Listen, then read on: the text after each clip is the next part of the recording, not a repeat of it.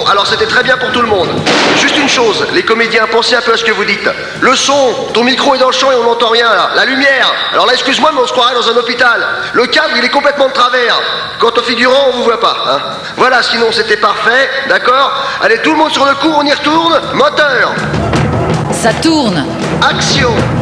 L'alphabet de l'image, mardi 18h15 sur la 5e.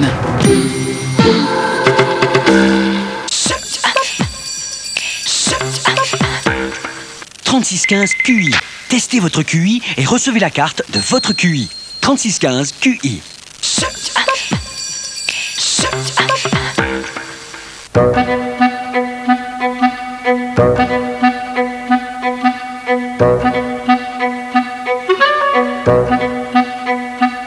S'il y avait un mode de transmission du virus autre que le mode de transmission sexuel, le sang et la transmission de la mère à l'enfant, s'il y avait un autre mode de transmission, on le saurait, car on a tellement de données épidémiologiques qu'il n'est pas possible qu'on soit passé à côté d'un autre mode de transmission du virus.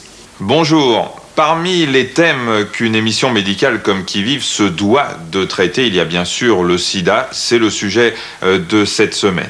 Alors nous avons essayé d'aborder cette maladie sous un angle un petit peu différent de celui que vous pouvez voir d'habitude. Jeudi, nous verrons des personnes séropositives qui ont décidé de le faire savoir publiquement, de se montrer au risque de se faire exclure de leur travail ou rejeter par leurs amis. Mercredi, nous parlerons de l'extraordinaire mobilisation des malades et des associations. Jamais dans l'histoire de la médecine on a vu une telle pression sur les médecins, mais également sur les politiques et les laboratoires. Mardi, nous suivrons Elisabeth. Elle est tout simplement séropositive depuis 12 ans.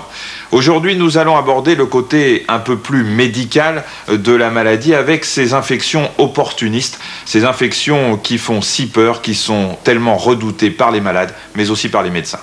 La maladie contagieuse, c'est une maladie que n'importe qui, en quelque sorte, peut contracter au passage parce que le virus, la bactérie est ambiante, par exemple la tuberculose.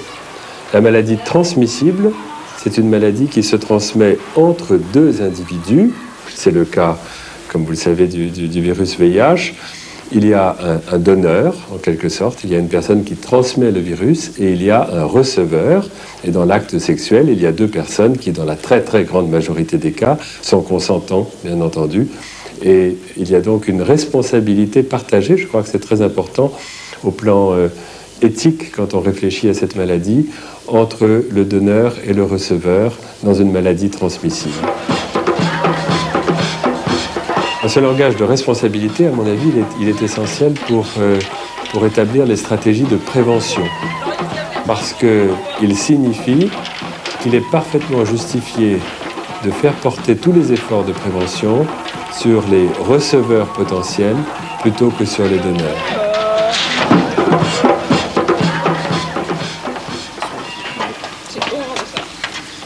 En termes simples et directs, je sens la vie qui fout le camp, quoi. Demain, je vais commencer à recevoir quelques amis pour leur dire au revoir, parce que je les verrai plus après. C'est plus... Je crois que... Bon, enfin, c'est un truc intime, bien sûr, mais qui est important pour moi aussi, que les quelques personnes que j'aime, je leur dise, bon, l'heure est arrivée de se dire...